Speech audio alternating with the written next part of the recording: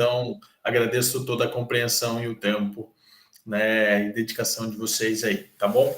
Hoje a gente chega, né, então, no nosso último encontro, e aí dos pontos que eu coloquei com vocês, né, que foi muito discutido, né, no último congresso brasileiro, né, de rochagem, essa questão toda, né, do intemperismo acelerado, né, da remoção de carbono. A gente não usa muito o termo sequestro de carbono, embora se popularizou, né, pelo termo sequestro, mas tanto a indústria quanto a universidade, né, de modo geral, não tem utilizado esse termo, né, de sequestro, porque ele remota a coisas muito ruins, né? Então a gente, né, prefere o termo, né, remoção, né? Então, né, carbon removal, né, do inglês, remoção de carbono, redução, né, alguns sinônimos, né, dessa natureza. E no Congresso Brasileiro, né, a gente teve aí muitos trabalhos, inclusive uma sessão exclusiva, né, foi uma parte de uma manhã inteira dedicada a essa questão, né, da remoção, mitigação, né, de carbono através, né, da técnica da rochagem, tá? Eu tive a honra de ser convidado para ser o coordenador da primeira sessão de abertura, né, do técnica do Congresso, que foi na manhã, e aí a gente participou, então, dessa gestão aí desse painel, vamos colocar assim, né?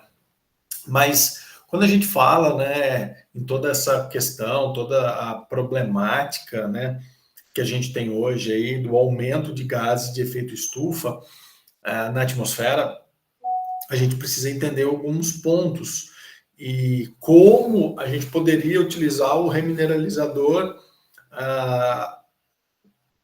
como uma ferramenta parceira para isso, tá? E é isso que a gente vai discutir aqui hoje, né?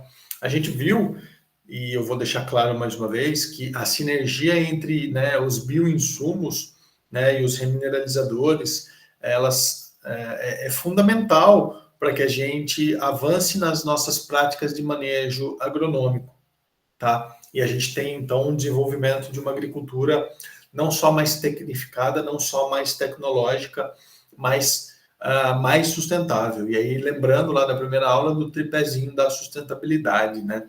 Precisa ser econômico, precisa contemplar os aspectos sociais, né? No quesito a legislação, no quesito a mão de obra, né? E precisa ser ambiental, tá? Essa conexão, né, entre os bioinsumos e os remineralizadores, como a gente já comentou, né, nos outros dois encontros, eles acabam tendo uma sinergia muito grande quando a gente fala, então, né, em condicionadores de solo, por exemplo, né, em micro-organismos potencializadores de solo, quando a gente fala em biosolubilização, tá? Só que a gente precisa entender um pouquinho antes de entrar em todas essas sinergias que são muito complexas, tá? Inclusive, a ciência não tem resposta ainda para todas elas, né? E aí eu acho que é um grande ponto, né, importante para que vocês aí, né, tenham interesse, seja de forma acadêmica ou seja de forma empresarial, para olhar para essas oportunidades, tá? O que a gente tem falado muito, e o que eu reforço, né, do último encontro, é esse tema, né, agrogeologia, tá? Mas muito mais do que só agrogeologia, a gente precisa entender que agora a gente está trabalhando aí com uma microbiologia, né, muito complexa, que a gente está trabalhando com uma química muito complexa, né? Então, essas reações químicas, né, esses pontos, por exemplo, aí, né, de biosolubilização, né, através de micro-organismos, né, por isso que chama biosolubilização, são passos científicos grandes, né? Existem muitos trabalhos, existem muita literatura sobre isso, é lógico.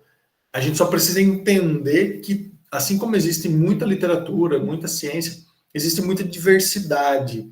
Então, uma coisa é eu pegar o mesmo micro-organismo, eu pegar um Bacillus subtilis, por exemplo, e um basalto, né, e eu colocar isso no Rio Grande do Sul, colocar isso, né, em Goiás, ou colocar isso na região amazônica ou no Nordeste. Pronto. Comportamento desse complexo, né, solo-planta, ele varia bastante.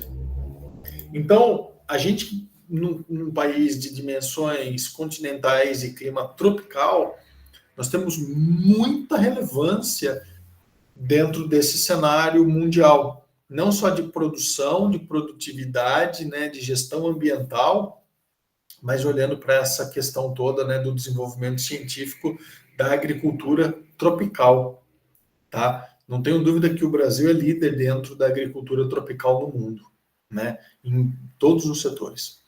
Então, se a gente entende um pouco dessas questões, né, climáticas, porque elas permeiam não só todo o ponto, né, de captura, remoção, né, de carbono, mas a gente está vendo como as questões climáticas estão afetando e afetam cada vez mais mercado. Eu não sei quantos de vocês estão na região sudeste, mas eu estou aqui na região de Piracicaba e esfriou muito, tá? Muito, muito. Então, assim, a gente está numa época fria, não tenho dúvida que a gente está numa época fria. Mas essas mudanças, essas variações, essas inversões térmicas, elas acabam comprometendo toda a problemática de logística, toda a problemática de distribuição, além da parte agronômica, tá? Então, eu entendo que é fundamental a gente entender um pouquinho isso cada vez mais, a gente já discutiu um pouco disso, né, dos efeitos, né, dessas mudanças climáticas, mas como a gente pode atrelar isso, tá? Então, a gente vai tratar um pouquinho disso aqui hoje, e aí a gente finaliza, né, a nossa contribuição nesse momento com o curso. O pessoal está me mandando umas mensagens aqui, desculpa, pessoal, eu fico distraído. Eu vou compartilhar a tela para que a gente possa, então, avançar aqui, mas independente disso, como eu falei, né, a gente encerra a questão da aula, mas eu estou à disposição, inclusive alguns alunos já me procuraram, né, para a gente fazer as orientações, né, do TCC, tá? Então, a gente está trabalhando aí com alguns de vocês já, fico muito contente, tá bem? Vou compartilhar aqui a tela. Vocês, por favor, me avisem se vocês já estão enxergando e se ela está em tela cheia. Professor, ela não está em tela cheia ainda. Não carregou? Ainda não. Acho que se você clicar lá naquele modo apresentação... Mas eu tinha clicado, ó, apresentação de slides. Não foi? Você está usando janela inteira? Sim. Vou parar aqui e vou começar de novo. Foi o que eu fiz. Por que não deu certo? Vamos tentar de novo, Lídia. E agora? Agora sim, professor, perfeitamente. Hoje eu tive uma reunião com uma colega professora lá da Universidade de Newcastle, na Inglaterra, e a minha câmera bugou também, depois travou. Eu acho que hoje ele está com algum probleminha para trabalhar. Mas que bom que deu certo. Então deu certo. Então a gente vai seguir aqui, né? O que se tem falado muito e se tem olhado muito, né, é toda essa questão, então, do mercado de carbono dentro do agronegócio, né? O Brasil, ele publicou, ele formulou a sua lei de comercialização, né, de créditos de carbono, tá? Dentro do mercado voluntário, né? A gente tem dois tipos de mercado regulado, mercado voluntário. Vou falar um pouquinho disso lá no final. Mas ainda não temos, né, todo o arcabouço técnico para que o país, né, comece a comercializar de forma autônoma, né? Em contrapartida, a gente tem visto aí cada vez mais, né, as pessoas, né, as empresas entrarem nessa questão, né, do mercado de créditos de carbono, principalmente no agronegócio, né? Nós temos já créditos sendo comercializados na área, né, de floresta, recuperação, áreas de preservação permanente, novos plantios florestais, que são a maioria dos créditos comercializados pelo Brasil. Nós temos, sim, créditos comercializados pelo agronegócio, mas a gente teve também, né, no ano passado, a primeira venda de créditos de carbono oriundos do processo, né, de intemperismo acelerado, né, via rochagem, tá? Via uso de remineralizadores.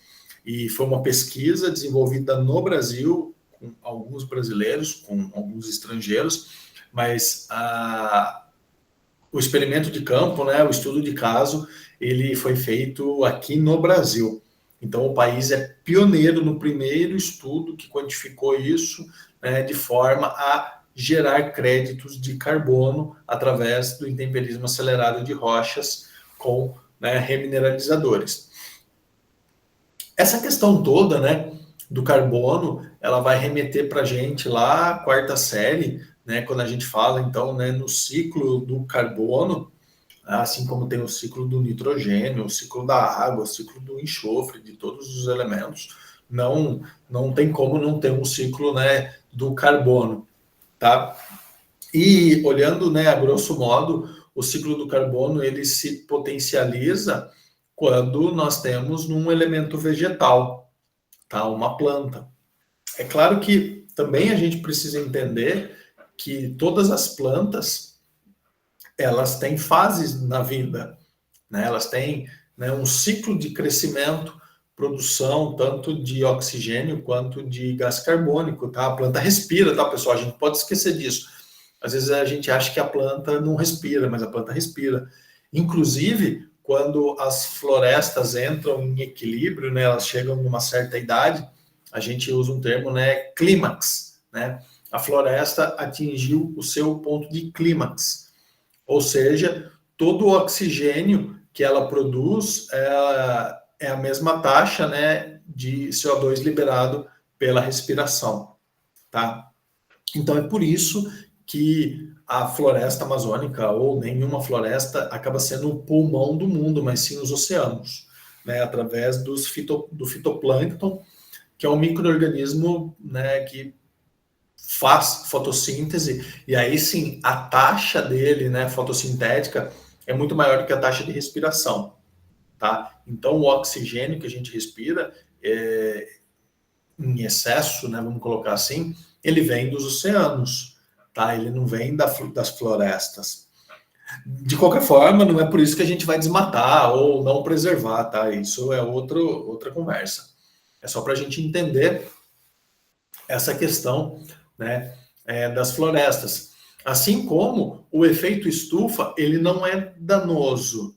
Se não houvesse efeito estufa, não haveria vida na Terra, porque é o efeito estufa que garante a temperatura mínima aqui na Terra para a sobrevivência, né, dos seres vivos. Tá? Do contrário, seria um planeta do tipo Marte, tá? Onde, ou, né, o deserto do Saara, né? Pensa assim, que os dias são muito quentes, né, a temperatura do solo, e a noite é muito frio, por quê? Porque ele troca calor muito rápido.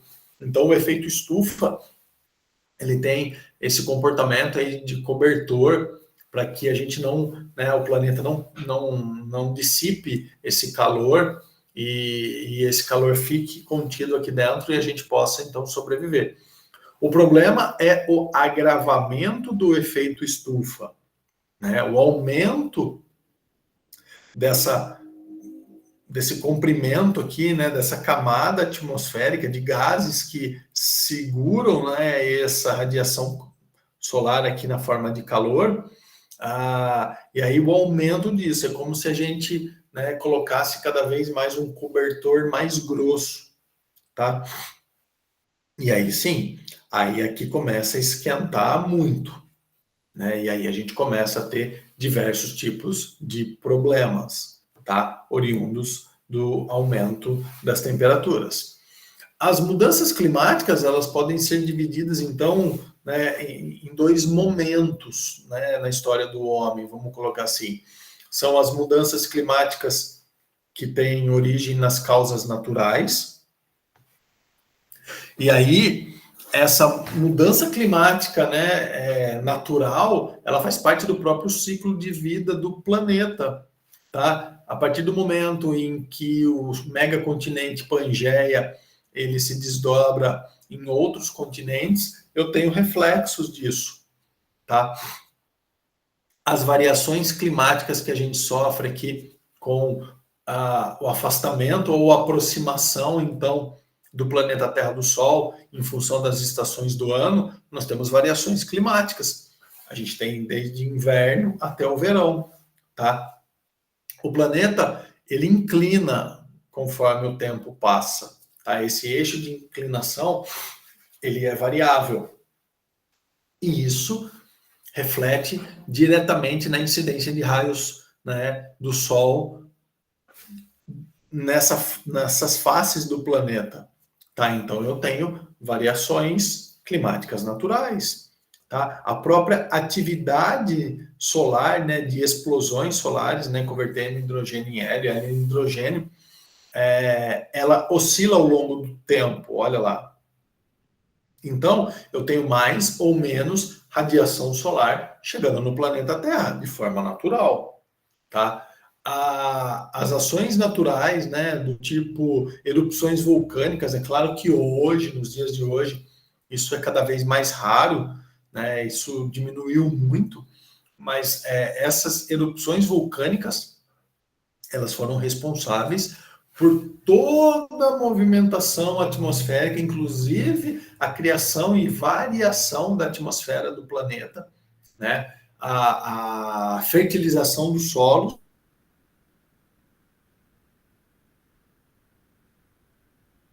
Tá? Então, toda essa variação aí altera naturalmente as características climáticas. Essa foi uma pluma, tá vendo essa cor vermelha aqui, né, no meio do planeta? Isso aqui é uma pluma de óxido de enxofre, tá? Oriundo da explosão do Pinatubo lá em 1991. Então, naturalmente, houve uma concentração maior de enxofre nessa região do globo, em função da erupção vulcânica e dos movimentos atmosféricos, tá? Então, variações atmosféricas naturais, elas aconteceram e vão continuar acontecendo. O grande problema são as mudanças climáticas causadas pelo homem, né? Por quê? Porque todas essas variações que eu mostrei para vocês, elas acontecem desde o processo de formação do planeta, há muito tempo atrás. E são oscilações relativamente lentas dentro do nosso período cronológico. Já a ação e a modificação das mudanças climáticas causadas pelo homem, elas são muito rápidas dentro desse mesmo período de tempo, tá? Então é aqui que mora o perigo, na minha opinião. Se a gente pensar em toda a revolução industrial, todo o processo de industrialização que aconteceu aí nos últimos 200 anos, tá? É algo muito pequeno, é uma escala de tempo muito pequena dentro da história do planeta Terra, ok? Então, essa mudança, né, de uma produção praticamente artesanal, né, numa manufatura artesanal, para uma manufatura industrial em larga escala, ela foi gigantesca, tá? E é claro que a forma de produzir, os métodos produtivos de antigamente, não são os mesmos métodos de produção de hoje. Mas a gente acaba tendo outros problemas, né, ambientais que outrora a gente não tinha em função de toda essa tecnologia, tá? Então, isso é fundamental que a gente enxergue isso.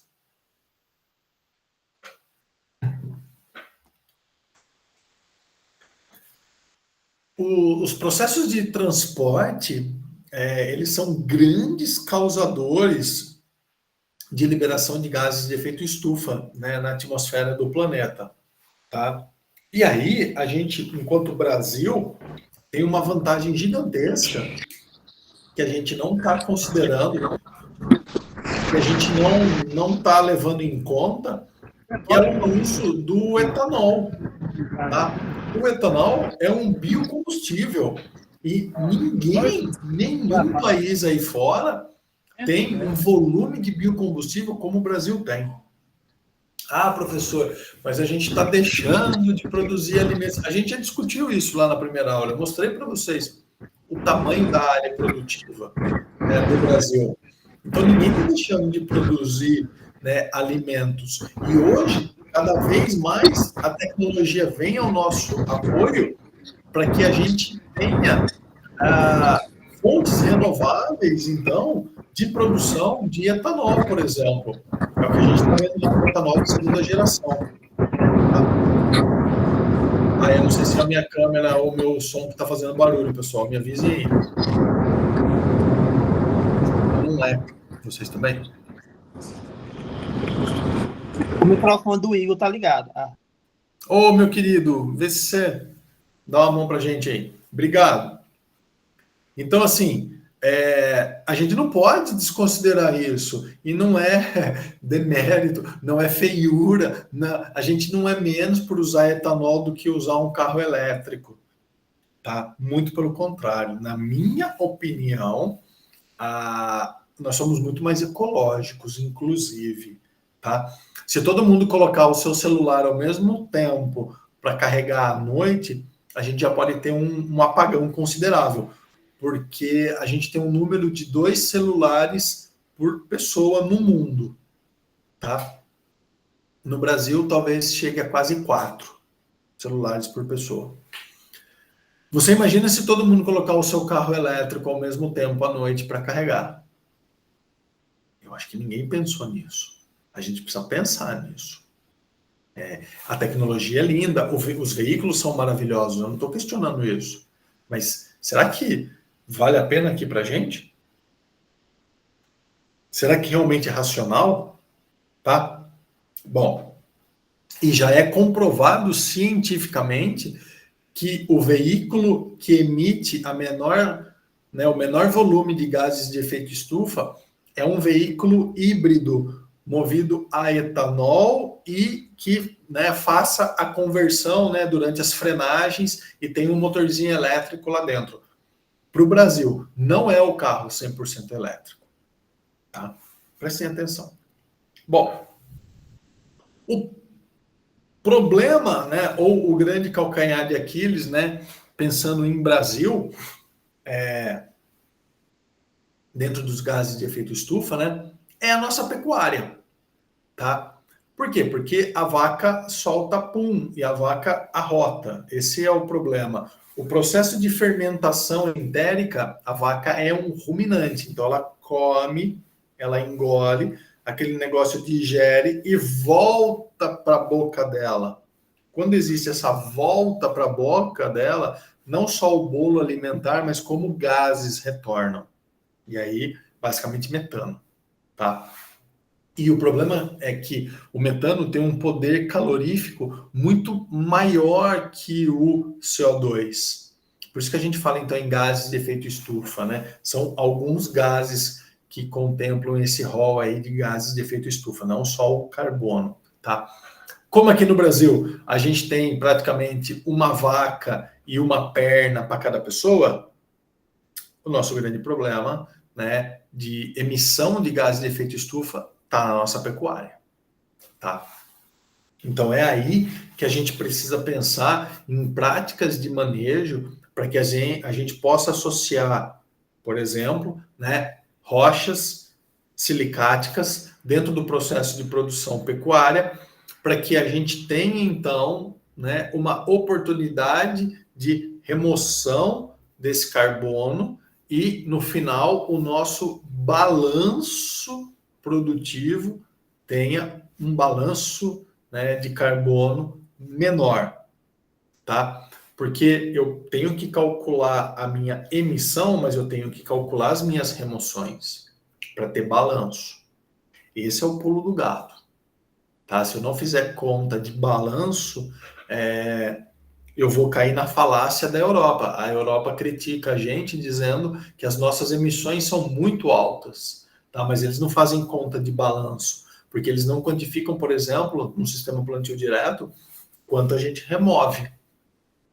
Então, a gente precisa entender que o remineralizador, ele é mais um elemento dentro da nossa equaçãozinha lá de remoção.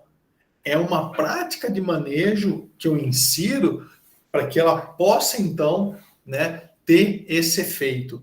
E aí, inclusive, tem várias pessoas, né, que praticam, e tem vários trabalhos científicos, por exemplo, mostrando, né, os benefícios de, por exemplo, num confinamento, no chão do confinamento, você espalhar, então, esses agrominerais, esses remineralizadores, e aí os animais ali em cima, né, com o pisoteio, com as fezes, com a urina, promovem, então, uma solubilização acelerada, a própria microbiota, né, que acontece nesse meio, ela promove uma biosolubilização dessas rochas, tá? E depois esse material, esse composto, esse organo mineral, ele é aplicado, então, por exemplo, nas áreas de produção aí de milho, de capim, que são os alimentos que são fornecidos para esses animais, tá? Então, de novo, lembrem sempre da economia circular e do fluxo de processo produtivo,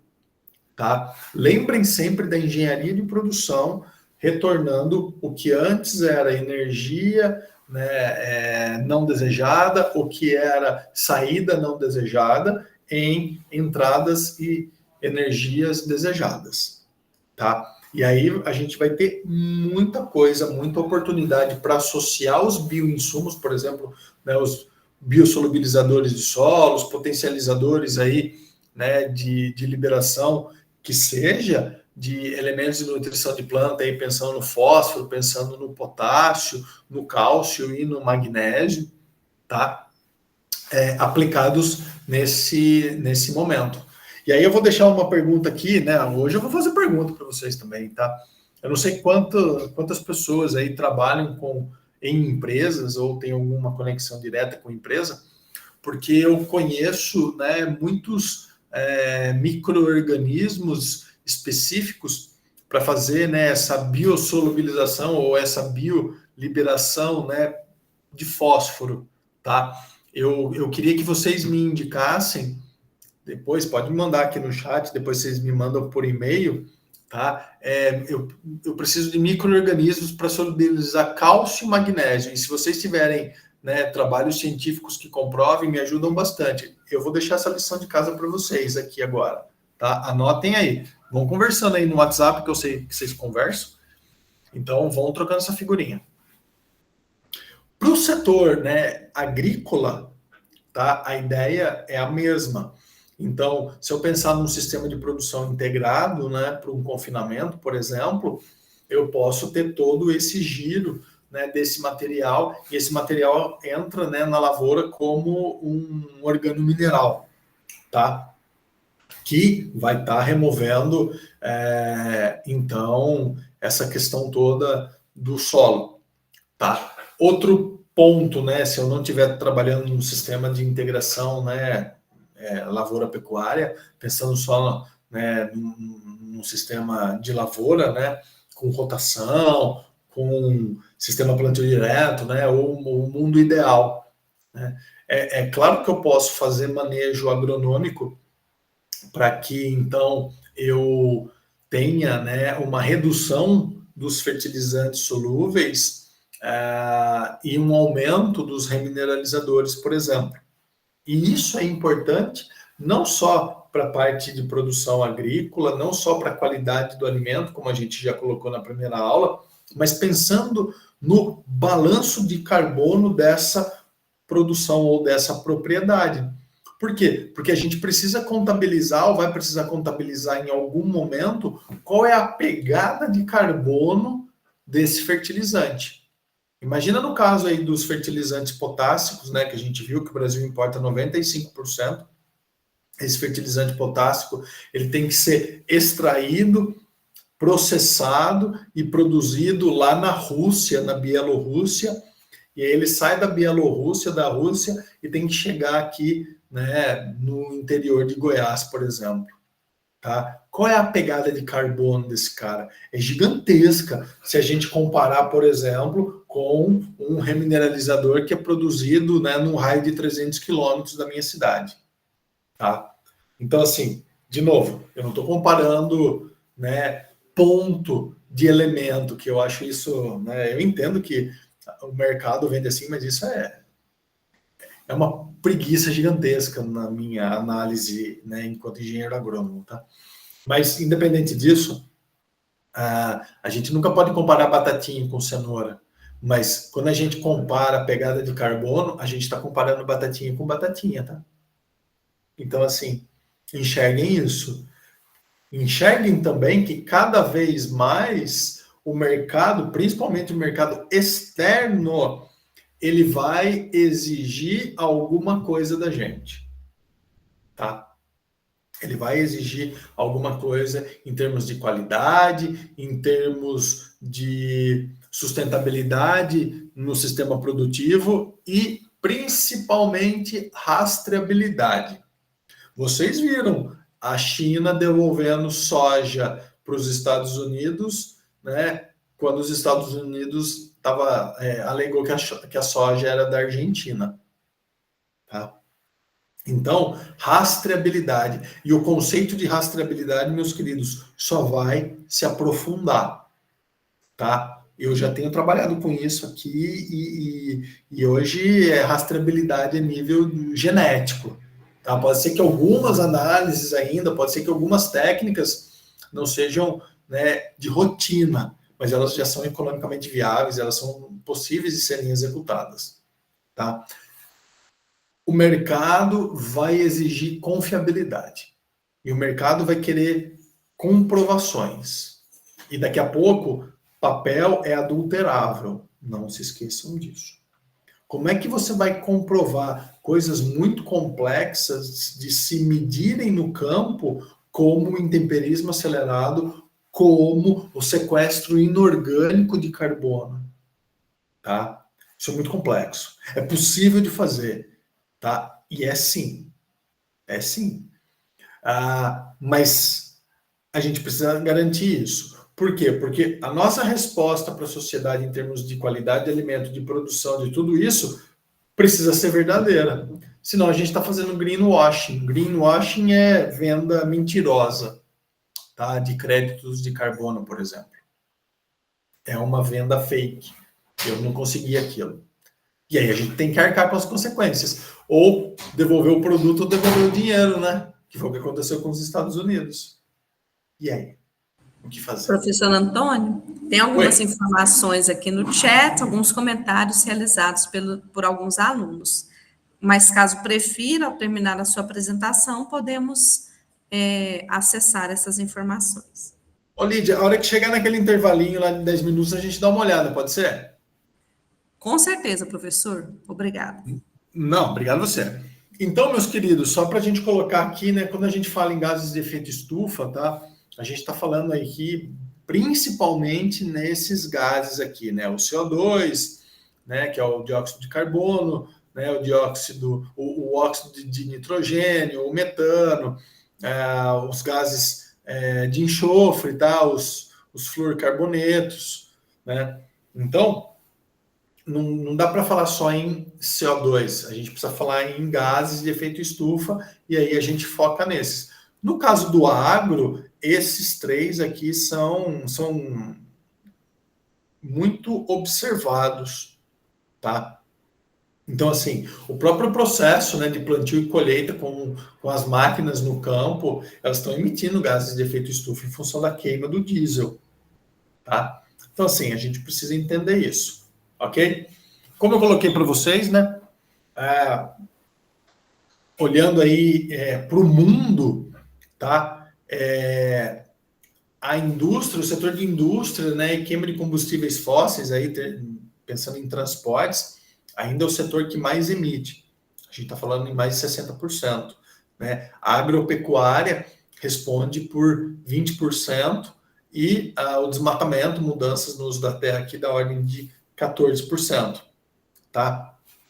Então a gente sempre se pergunta, né? Tá, mas e aí, professor, é grande, né? E como isso me afeta? Cadê esse carbono? Por que isso tudo?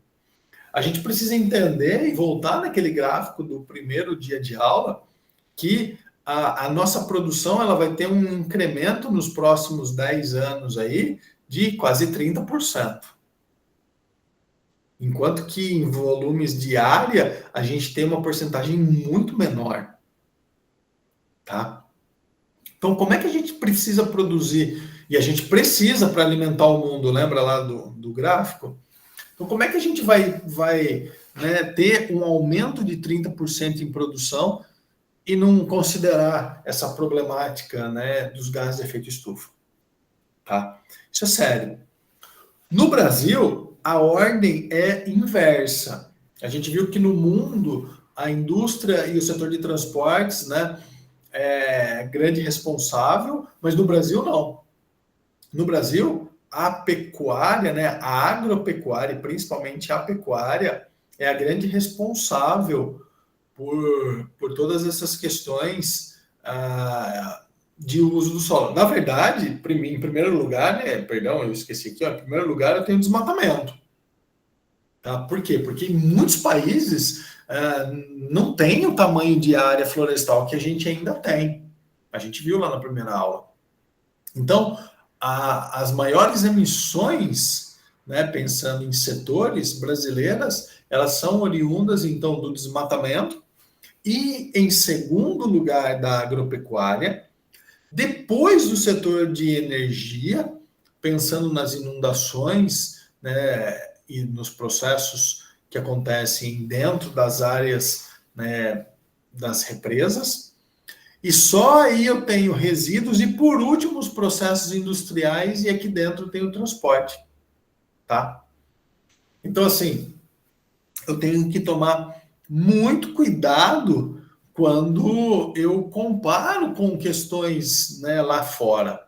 A nossa problemática, ela é outra, tá bem? Bom, como eu falei, né, a agropecuária ela é o segundo setor que mais emite gases de efeito estufa e a pecuária é responsável aí sozinha por quase 65%, tá, de toda essa emissão. É um volume muito grande, tá, pessoal? A questão de solos, né, de manejo dos solos, representa aí da ordem, né, de 30%, tá? Depois a gente tem, né, alguns outros pontos, né, o arroz aqui, a gente está falando do arroz inundado, tá? Porque no sistema de anaerobiose eu tenho emissão de alguns gases. E pensando em mundo, né, países, né, da Ásia, de Oceania, produzem um volume, né, uma quantidade de arroz muito grande, são áreas muito grandes, né, de arroz, e nesse sistema de arroz inundado. Tá? A área do Brasil é menor, né, com relação a essas áreas. Tá? E aí, como eu falei, ó, metano é o grande, né, vilão dentro da pecuária, e aí 87% da nossa pecuária, né, dos gases, né, desse gás metano, ele vem da pecuária de corte, tá?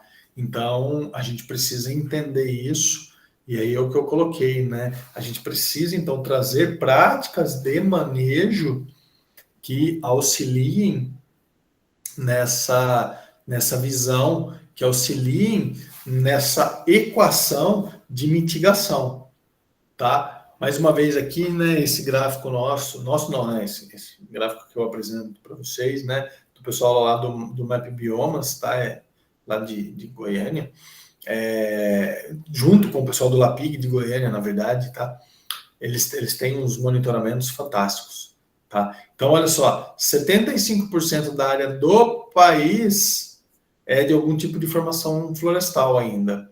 E aí, 64% do país tem cobertura de vegetação nativa. Isso é muito grande, tá? Quando a gente compara aí com quase todos os outros países do mundo, tá? Então, assim, olhando, né, para a distribuição, 30%, basicamente aqui, então, né, da área do país está destinada para agropecuária, tá? Só que desses 30%, eu tenho nem 8% aqui em lavoura. O resto é pastagens, tá? Sejam pastagens nativas ou pastagens plantadas, tá?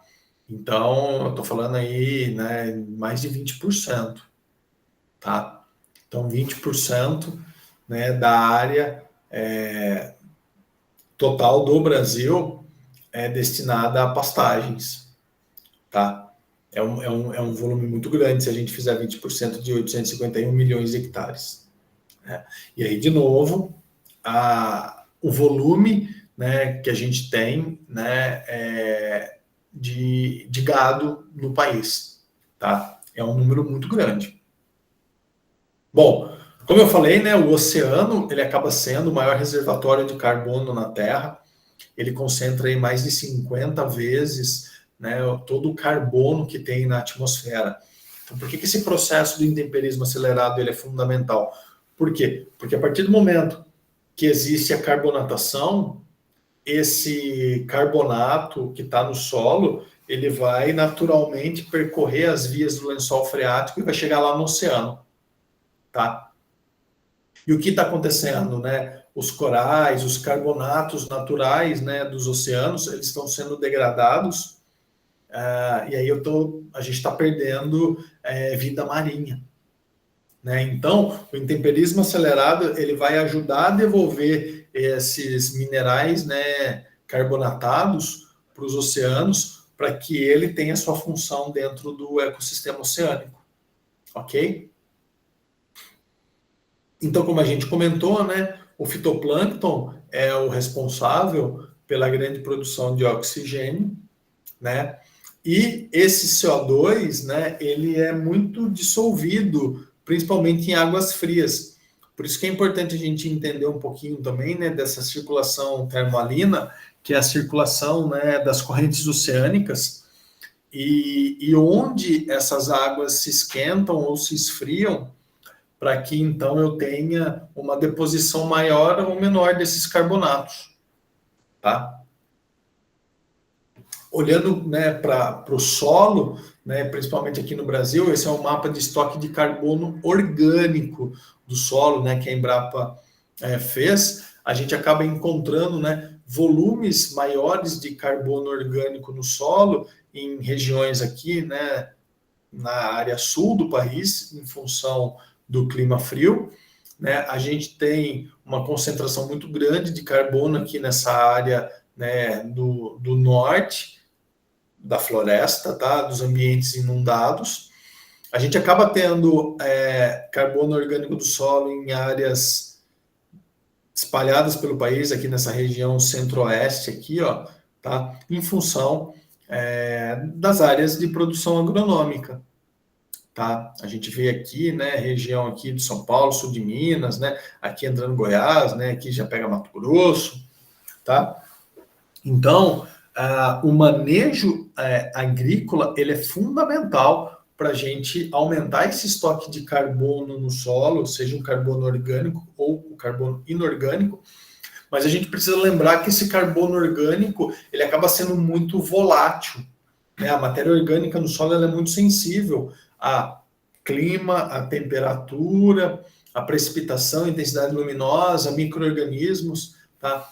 Então, eu vou ter uma captura de carbono por um período de tempo muito curto, diferente do que o remineralizador promove para a gente, que é uma captura de carbono numa fase cristalina que vai ficar lá por milhões de anos.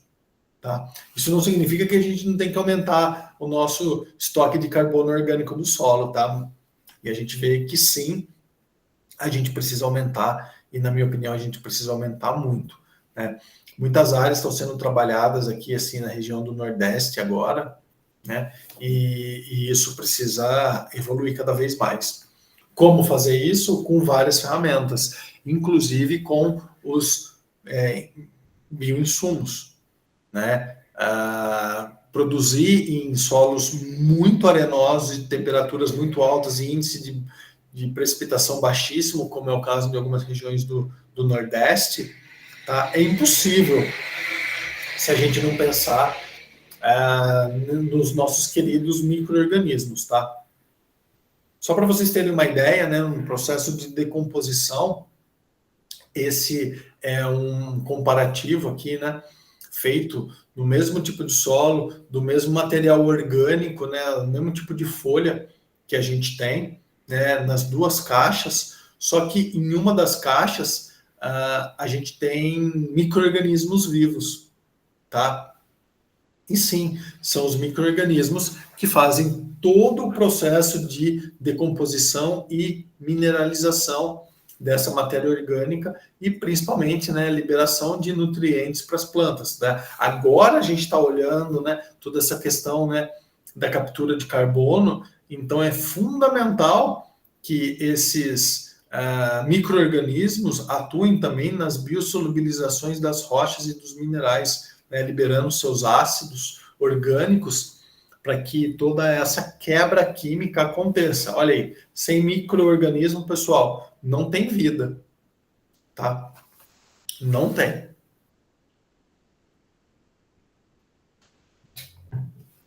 Bom, discutimos um pouquinho, olhamos um pouquinho tudo isso, e aí, né? Como é que a gente avança, né?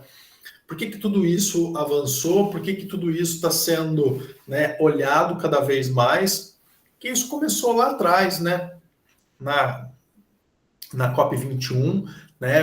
Quando foi assinado, então, o Acordo de Paris, né? Que foi um compromisso mundial, e o Brasil assinou esse compromisso mundial, de reduzir, então, as suas emissões de gases de efeito estufa, tá?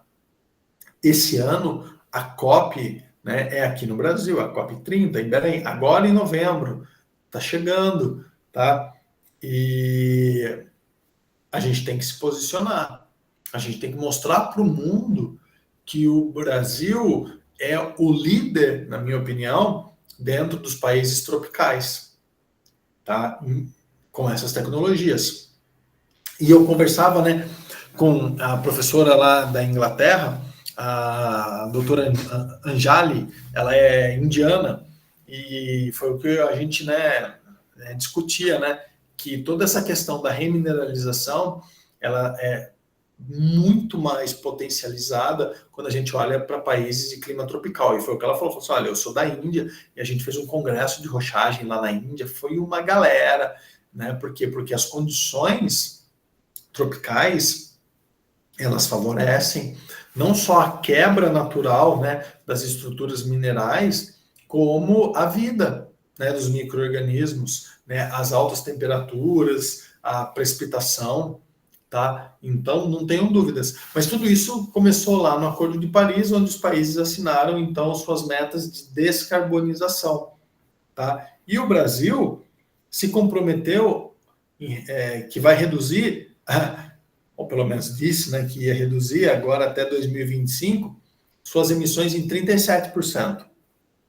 Isso não vai acontecer, tá? E para 2030, que as metas seriam reduzidas em 43%, tá? E aí se comprometeu então a chegar numa neutralidade climática, ou seja, emissão zero em 2050. Certo? Bom, para isso precisa fazer muita coisa. Precisa fazer muita coisa. Esse projeto de lei aqui, ele atualiza a política nacional sobre a mudança do clima. E em cima dele, então, né, a legislação vem caminhando para que a gente possa ter toda essa alteração e atingir esses valores aqui, porque o país assinou, independente de quem foi, o país assinou isso, né? Então, A gente vai descumprir os compromissos agora? Como é que fica isso? As emissões brasileiras, elas em 2020, elas cresceram 9,5%. E aí, se vocês lembrarem, né, 2020 a gente está falando da pandemia, né? Enquanto o mundo inteiro reduziu as suas emissões em 7%, o Brasil aumentou elas em 9,5%. O que será que aconteceu, hein? Churrasco? iFood? Diz que entrega? Não sei dizer, tá?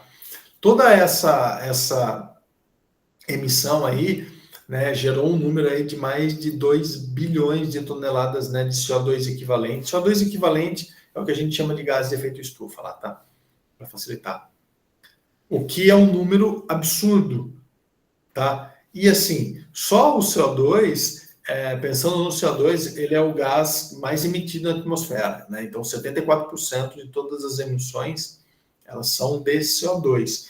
Pensando no mundo, como a gente falou, aqui para o Brasil, possivelmente, se a gente fizer uma análise de gás, né, o metano ele vai ser maior em função da nossa produção pecuária. Ok? Bom, hoje a gente consegue monitorar isso. A gente consegue monitorar, né, o pessoal do SEG, depois procurem essa ferramenta, né, do SEG, ela é maravilhosa. A gente consegue monitorar as emissões, tá, em diversos cenários. Pensando em emissões totais, e aí a gente tem uma escala de tempo, eu coloquei aqui até 2022 nesse gráfico aqui, tá?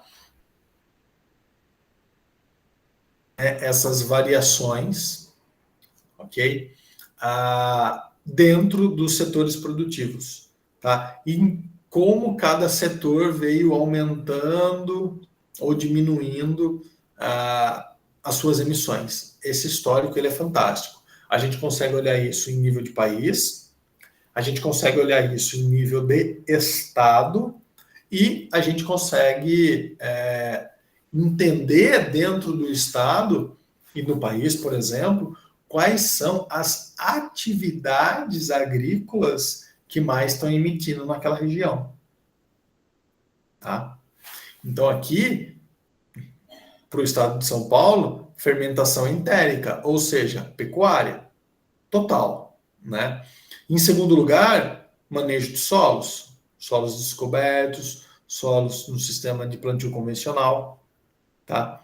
Depois, a gente tem queima de resíduos agrícolas. Até 2014, né? 2015, se eu não me engano, entrou a lei no estado de São Paulo que não podia mais queimar cana para fazer a colheita. E aí, a queima de resíduos agrícolas sumiu, olha só. Tá esse marronzinho aqui no meio. Então, eu consigo identificar o setor problemático.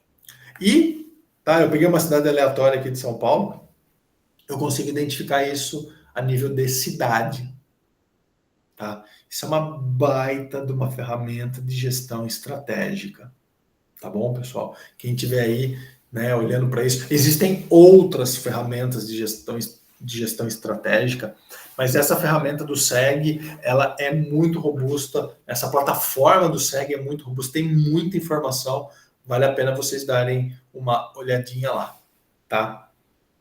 Bom, peguei um exemplo aqui, né, dessa mesma cidade que eu dei o exemplo anterior, em função das suas atividades, tá? E aí aqui, ó, nessa cidade específica aqui do interior de São Paulo, pecuária é a grande responsável. Depois a gente vem com a produção de aves, produção de gado de leite, uso de calcário, fertilizantes sintéticos. Tá? Então veja o nível de detalhe que eu consigo ter pensando numa gestão estratégica municipal, estadual, né, ou nacional. Tá? E é aí que a gente está caminhando. Esse é o objetivo. Tá? Então, assim, a gente consegue fazer, né, enxergar todo esses números, a gente tem todas essas informações e ter um comparativo, né? Por exemplo, se a gente comparar o Brasil com esse município, né, do interior de São Paulo, a gente vai ver que para o Brasil, o setor que mais, né, emite gases de efeito estufa é o de mudanças de uso da terra, né? É a questão do desmatamento.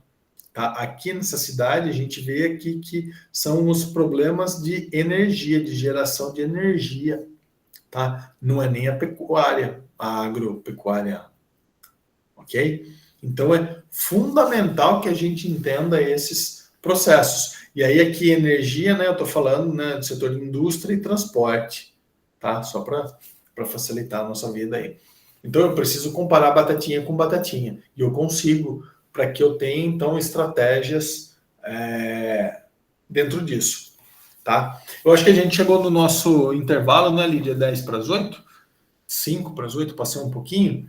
Vou abrir aqui para a gente tomar uma água e aí a gente volta aqui nessa questão do mercado de carbono para a gente finalizar. Pode ser, pessoal? É isso? Ou eu estou equivocado aqui? Não. Excelente, professor, isso mesmo. Portanto, temos aí esse intervalo de 10 minutos, sendo que retornaremos às 20 horas e 10 minutos. Perfeitamente, conforme o professor acabou de orientar. Maravilha. Pessoal, eu vou dar uma lida aqui no chat, aqui, vou ver as considerações que vocês colocaram, mas eu agradeço muito, tá? E aí no final da aula, qualquer coisa, a gente conversa um pouquinho disso. Beleza? Vou aproveitar aqui esse tempinho. Obrigado. Vamos lá, então. Então, 10 minutos, né, Lídia? 10 minutos, até daqui a pouco. Fechou. Obrigada.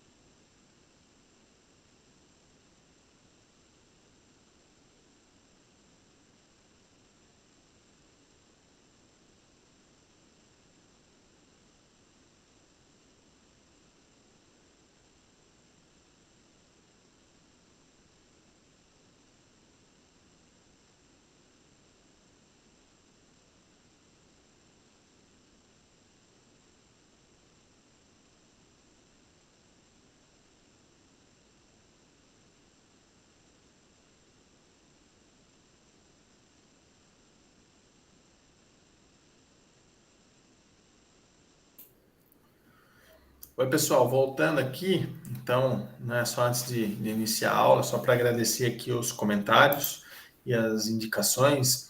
E sim, o Jorge escreveu aqui. Sim, Jorge, eu concordo, é exatamente isso. Né, pela liberação, né, do cálcio e magnésio, por também não ser um nutriente de alto valor agregado dentro do mercado de commodities, tá? Pouca pesquisa tem dentro disso, mas obrigado por mandar aqui, né, o trabalho do pessoal da Unesp, eu vou dar uma olhada, não sei se é lá do Cruciol, mas obrigado por colocar as indicações aqui dos micro-organismos, tá? E aqui em cima também, né, a Luciana, o William, tá? Obrigado aí, viu, pessoal, por contribuir. Muito bom. O foco, né, hoje tem sido muito em cima de fósforo, tá? Pela carência, né, ou pelos baixos teores, quando mal manejados, né, naturalmente os solos brasileiros são pobres, né, em fósforo, pelos processos, né, de absorção, tá? Mas eles podem ser carentes em outros elementos, né? Como o cálcio e o magnésio eles são fornecidos de forma, né, indireta, vamos colocar assim, né, pela calagem, ninguém olhou muito para isso, né? E o Brasil possui muitas rochas, né, calcárias, diferente das fontes de fósforo, por exemplo. Outro desafio, além do cálcio e magnésio, se vocês conhecem, né, micro-organismos solubilizadores de potássio.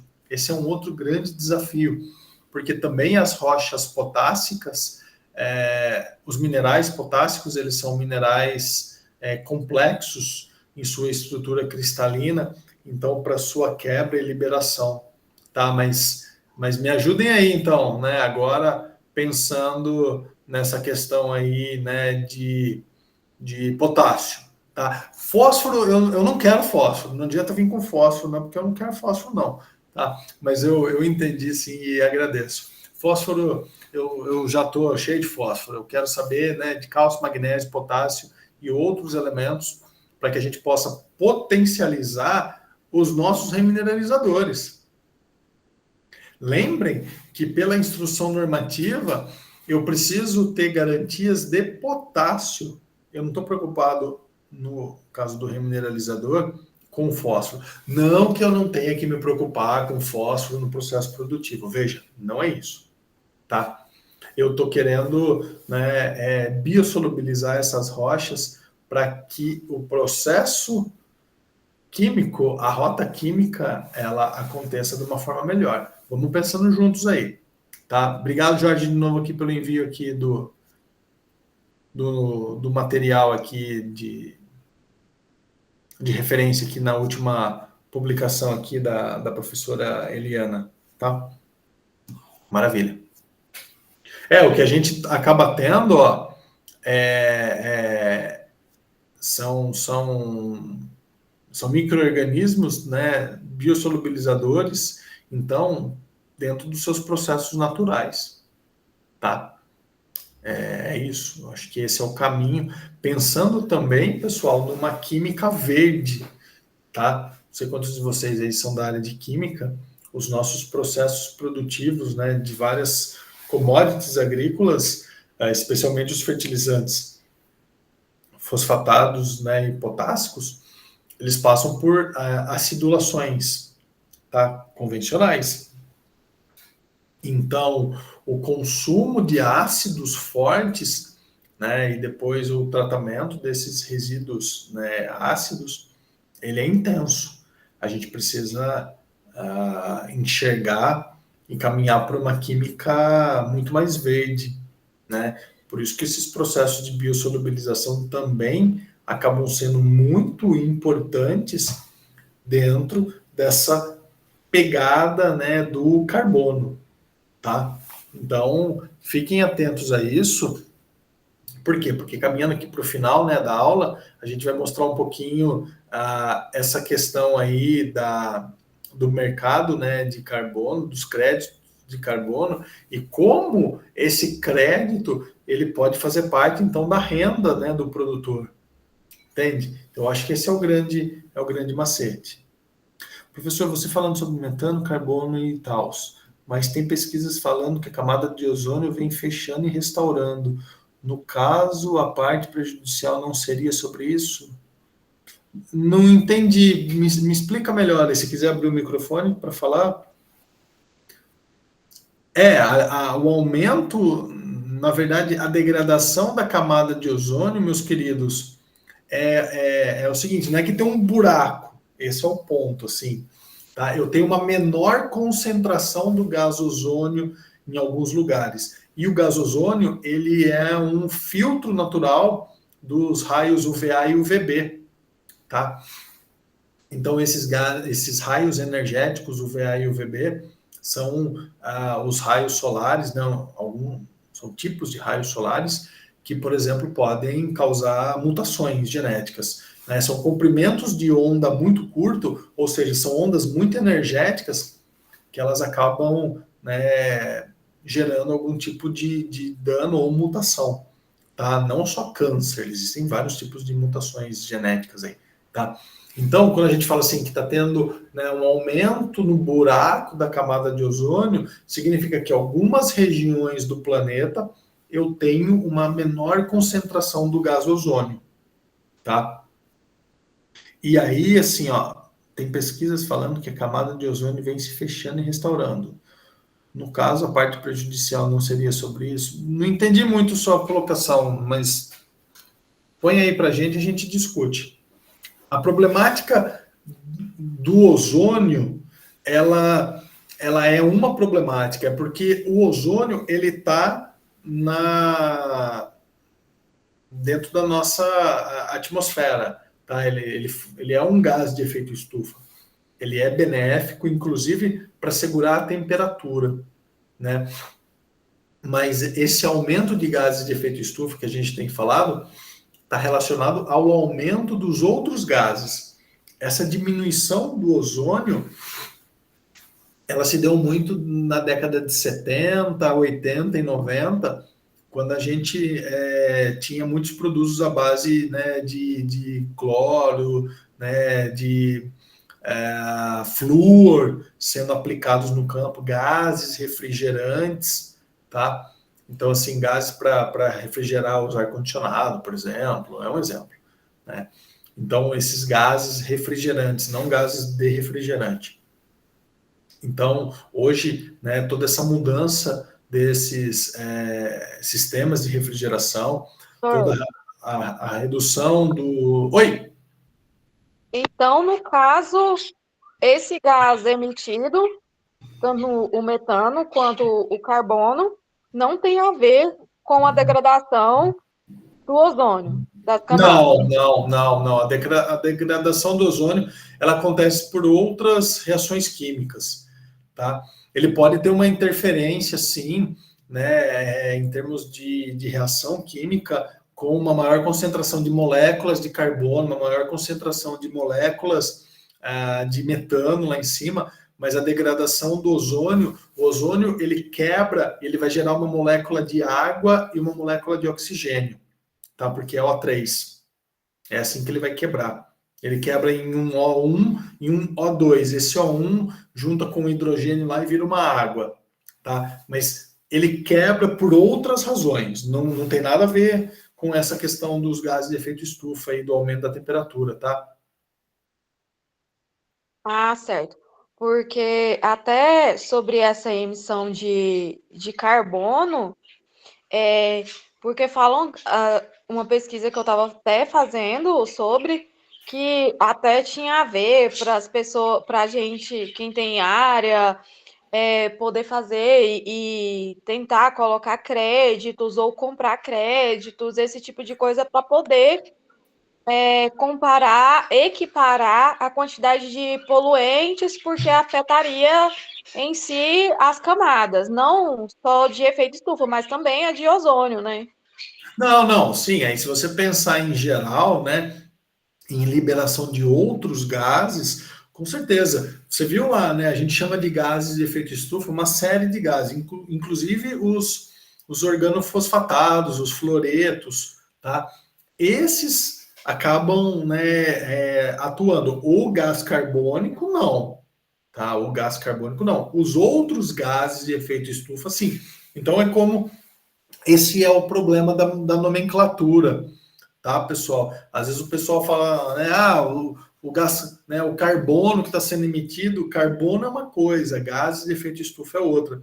Tome bastante cuidado quando vocês forem conversar com as pessoas, né, para não depois comparar batatinha com cenoura, né? Porque, mas eu falei carbono, todo mundo fala carbono. Bom, todo mundo fala carbono, mas não é carbono, né?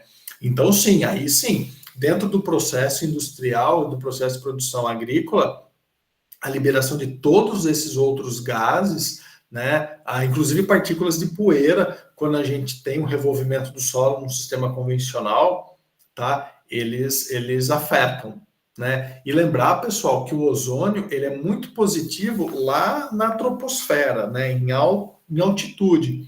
O ozônio aqui embaixo, para a gente, né, em baixas altitudes da atmosfera, ele é tóxico, o ozônio é tóxico para o homem. Tanto que quem nada aí, né, o pessoal que faz natação, faz hidroginástica, sabe que tem um tipo de tratamento de água que é a base de ozônio, para matar micro-organismo, tá? Então, o ozônio em baixas altitudes, ele é tóxico, ele é benéfico para a gente lá em cima, lá no alto, né? A gente não tem contato com ele, porque ele vai trabalhar como um filtro solar, tá? A gente não passa filtro solar, né, UVA, UVB, é isso que ele vai fazer, tá? Então, prestem bastante atenção nisso. Esse ponto, né, de crédito de carbono, vou falar um pouquinho aqui agora, vou tentar ser rápido para não tomar a noite de vocês. Muitas empresas entraram, né, estão entrando nessa questão de crédito de carbono e, assim, precisa tomar bastante cuidado, tá, pessoal?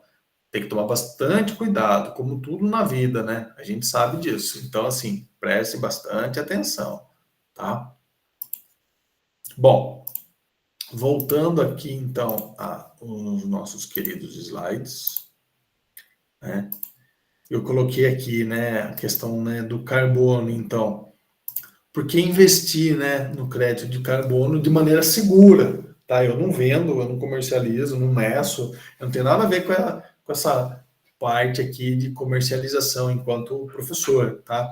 O que eu estudo são os processos de intemperismo acelerado, tá? Mas o mercado de carbono, ele é uma prática de ESG, né? Então, essa prática, esse termo ESG, né, Environmental, Social and Governance, ele vem basicamente do setor industrial, tá? Setor econômico, financeiro. Então, eu tenho a questão ambiental, eu tenho as questões sociais e as questões de gestão. Governança é gestão, tá? Então, práticas ESG. Toda indústria, pequena, média ou grande, antes tinha um departamento ambiental. Agora, esse departamento ambiental, ele evoluiu e virou um departamento ESG. Vamos colocar assim. O que é muito importante, tá?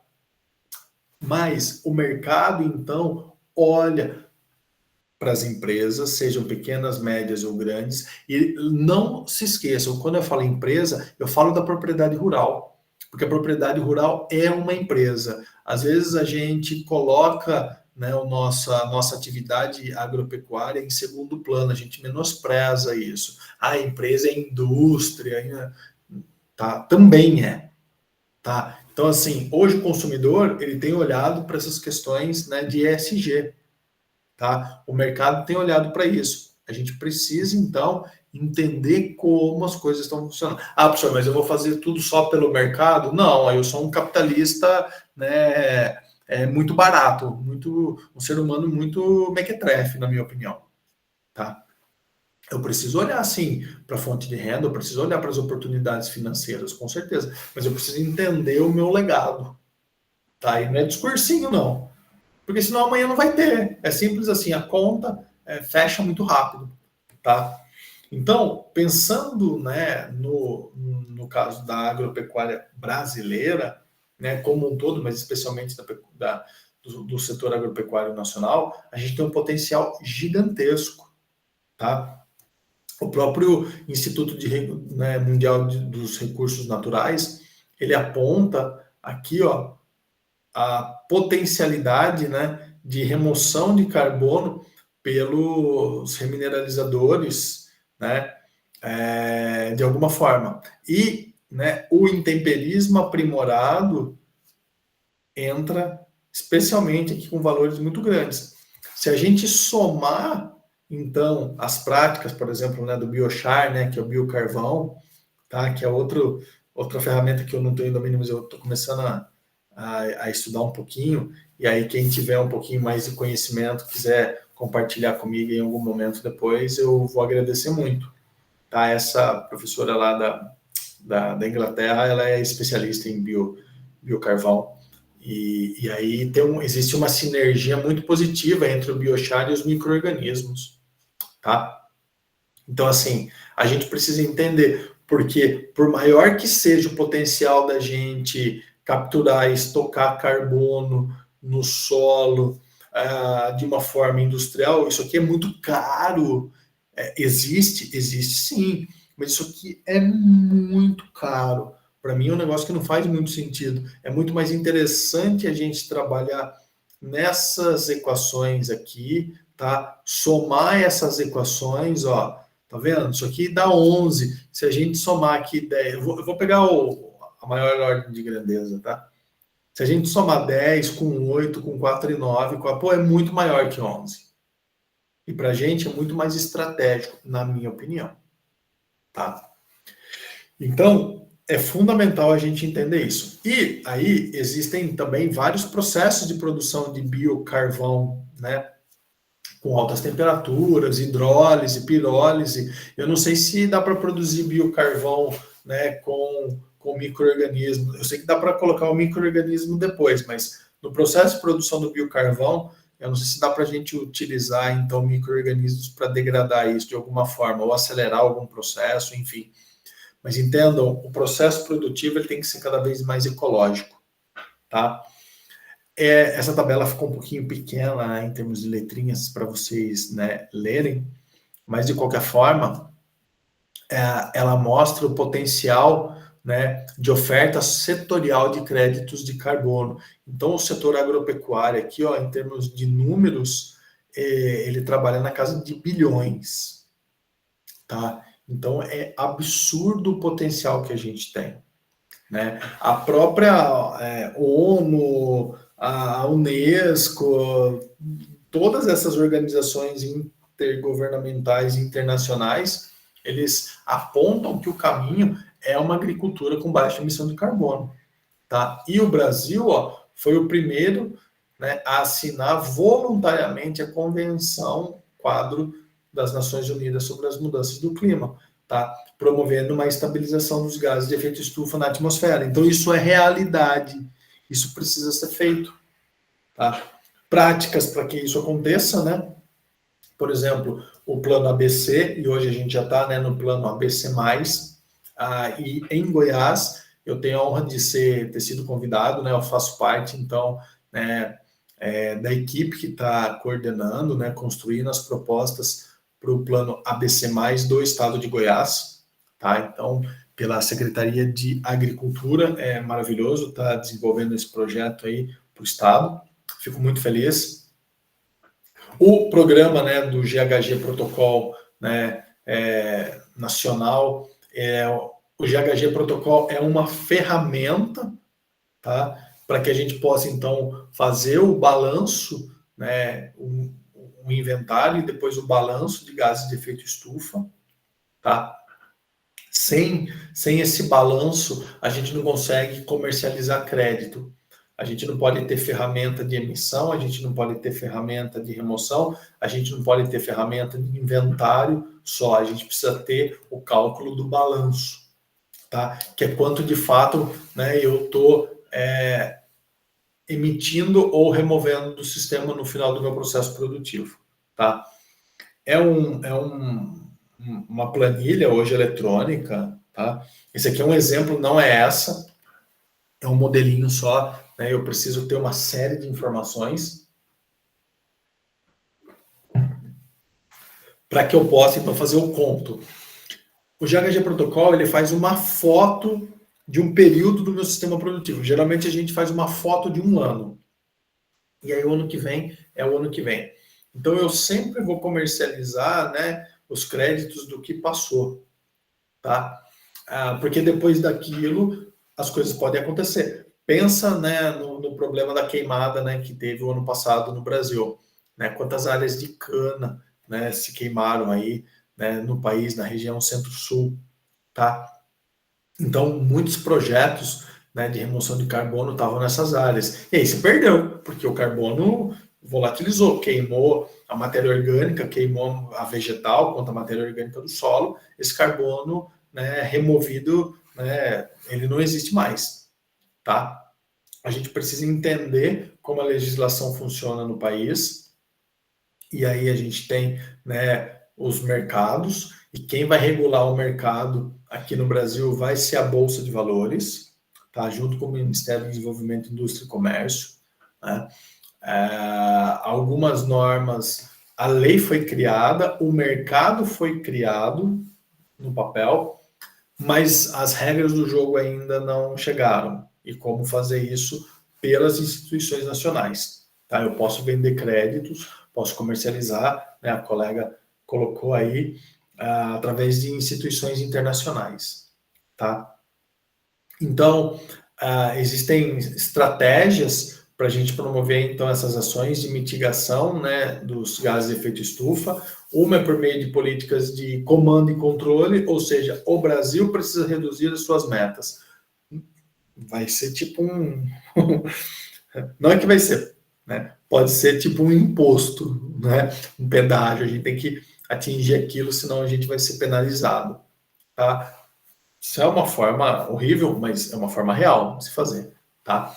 E outra forma é através de instrumentos econômicos que incentivem a gente a fazer isso, né? De uma forma muito positiva, inclusive com retorno econômico. Porque fazer todo esse manejo agronômico, pessoal, custa muito caro, tá? Custa muito caro, não é barato não, beleza?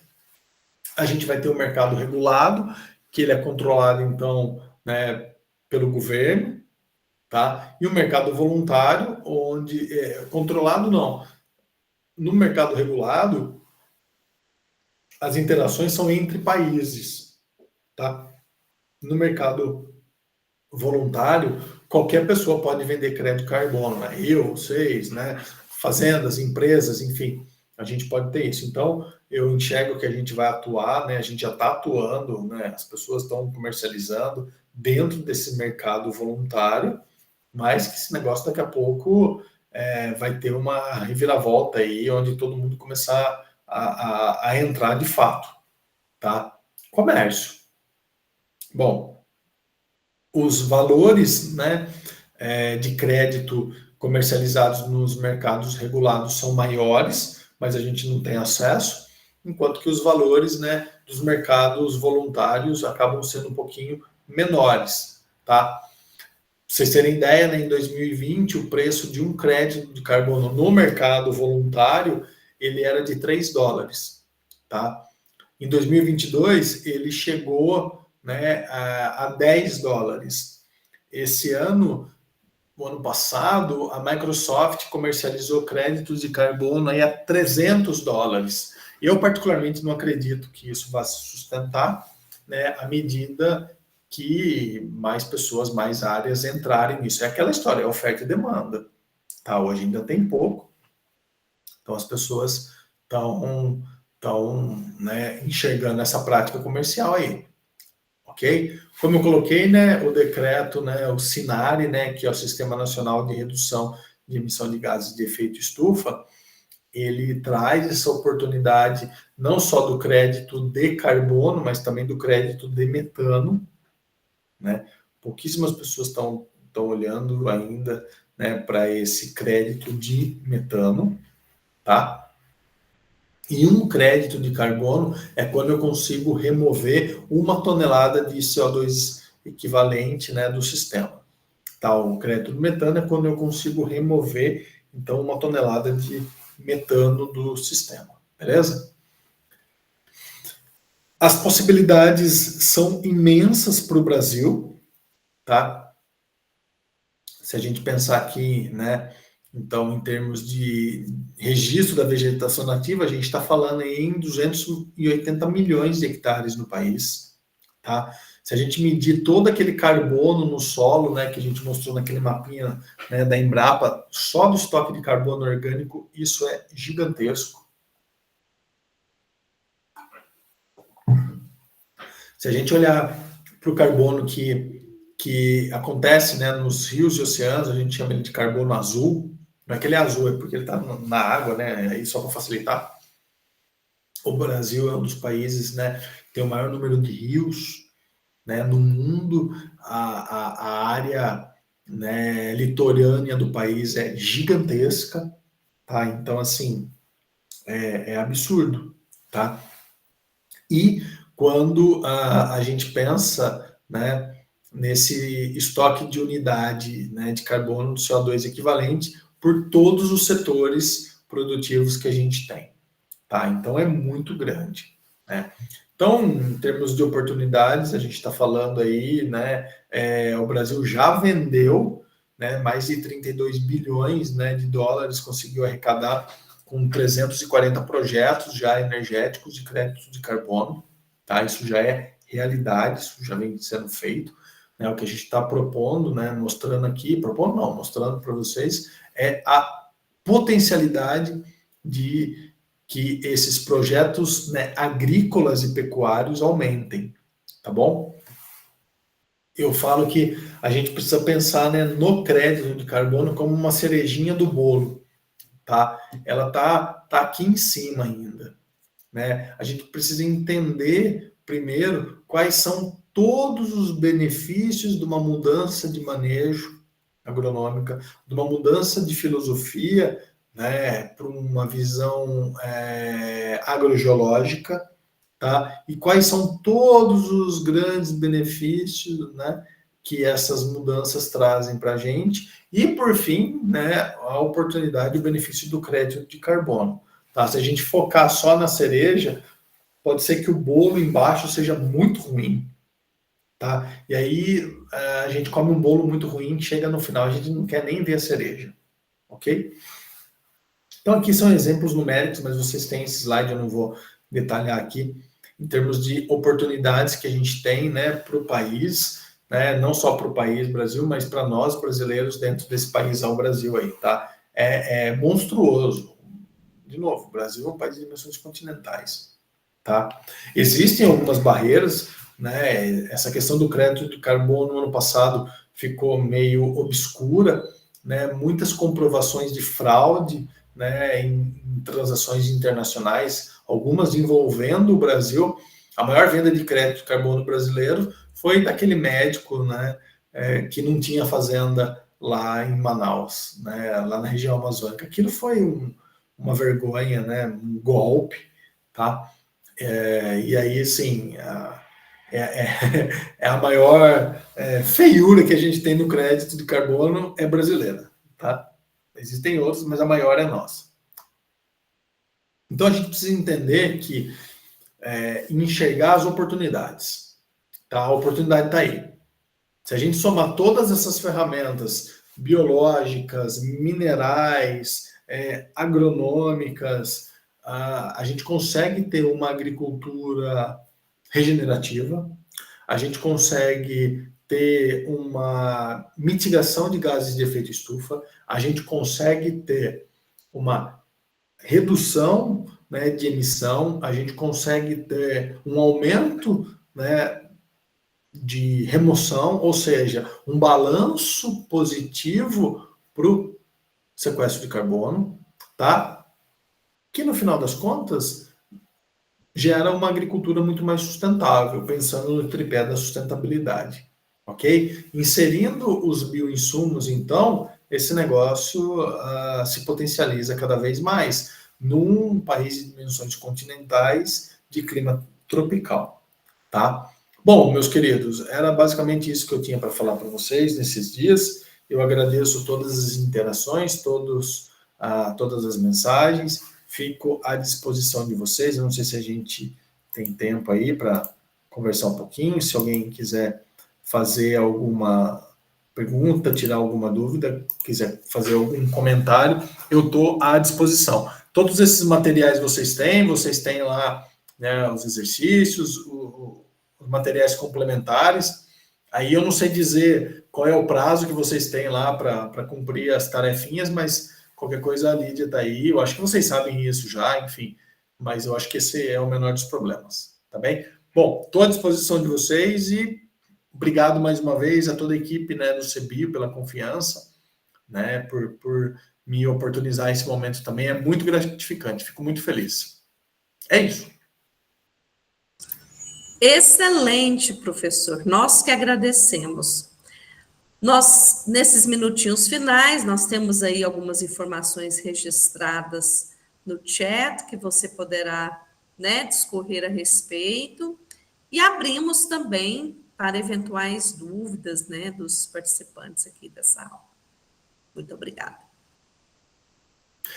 Essas questões aqui, né, do chat, eu acho que a gente já conversou um pouquinho, e a Jennifer, não sei se ficou claro para ela, né, o que eu respondi, agradeci aqui os meninos, me parece que não chegou nada de novo aqui no meu, mas independente disso, estou à disposição. Se alguém quiser fazer alguma pergunta agora, né, a gente tem um tempinho, se não, depois vocês têm meu e-mail, vocês têm meu contato aí, né, pode procurar ou via coordenação, se for preciso, acho que não, mas independente disso, estou à disposição, tá? Acho que chegou uma aqui, só porque eu falei, né, Lívia? Professor, acredita que a utilização do metano como combustível seja uma alternativa interessante a ser difundida para diminuir as emissões do gás metano no Brasil? Acredito sim, Mariana, acredito sim. Né? Inclusive, né, o biogás. Tá? É claro que a gente precisa ter, né, infraestrutura para ter biogás, mas hoje a gente tem muita indústria de biogás, né, na parte agrícola. O pessoal da suinocultura tem trabalhado bastante com usinas de biogás, tá? A gente tem o pessoal que tem tratado esses resíduos, né? Então, o biogás ele vai ser o gás oriundo, né, de outro tipo de fermentação, né? Eu não sei como é que a gente poderia pensar nisso, né? Não dá para acoplar tubos nos animais, mas, né, no caso da pecuária, né, seja suína, seja bovina, é através do esterco, né? Então, assim, essa fermentação, né, desse esterco, eu não tenho dúvida, inclusive porque depois da geração do biogás, esse esterco, ele pode ser utilizado como um adubo orgânico, tá, Mariana, né? Então, assim, Mariana, eu acredito fortemente que a gente precisa, né, cada vez mais capacitar os nossos produtores, e aí sim ter incentivos econômicos para que eles tenham acesso à tecnologia, né? Às vezes a gente quer incentivo econômico para redução de taxa de juros, coisas dessa natureza, mas a resposta acaba não sendo uma resposta positiva, né, a longo prazo para o produtor, entende? Então, eu acho que essas né, informações, elas precisam chegar cada vez mais, tá? Às vezes pelas cooperativas, às vezes pelas associações dos produtores. Eu vejo isso acontecendo de uma maneira muito melhor. Lídia, me perdi aqui. Aí o Luciano agradeceu, obrigado. O Walter colocou a questão, né, do metano. Professor Borges, você acredita que cama de frango pode substituir 100% da adubação química? É uma pergunta muito profunda, Borges. Se eu acredito ou não, né? Eu acho assim, a gente precisa fazer análise de solo, a gente precisa fazer análise desse composto de frango, porque, né, parece que é igual, mas às vezes não é. Qual é a ração de origem, né, desse animal? E tudo tem um manejo, tá? Se a gente pensar, então, né, no teor, porque pensando em soja, a gente está falando de potássio e fósforo, né, e mais outros micronutrientes, tá? Né? A cama de frango, ela tem um teor de nitrogênio legal. Eu não sei se ela tem um teor, eu não sei de cabeça, assim, né? Um esterco médio de frango. Ele tem teores de fósforo, mas eu acho que o potássio dele não vai ser tão alto, né? Então, assim, a gente precisa pensar nesses pontos, tá? Eu não sou favorável à substituição completa de um dia para o outro, não é assim que funciona, tá? Isso nem é recomendável, tá? A gente precisa ter gestão. Acho que vai lá, Thiago, pode mandar bala aí. Ô, professor, boa noite, tudo jóia? Tudo bem, você? Aproveitando a mensagem do Walter aí, eu faço parte do GAS, que é o Grupo de Agricultura Sustentável, que tem muita gente ali na região de Rio Verde, Jataí, Mineiros, tá? E nós temos alguns produtores utilizando basicamente pó de rocha, tá? Lógico que não foi uma virada de chave aí de falar, parei de usar fertilizante químico e estou usando pó de rocha. O pessoal trabalha muito com composto, não é só o pó de rocha, porque aí nós temos algumas rochas ricas em fósforo, ricas em potássio. Lógico que para ser um remineralizador tem algumas exigências, garantias, né? Mas o pessoal aí em torno de 5, 6 anos tem conseguido substituir quase que 100% os fertilizantes minerais.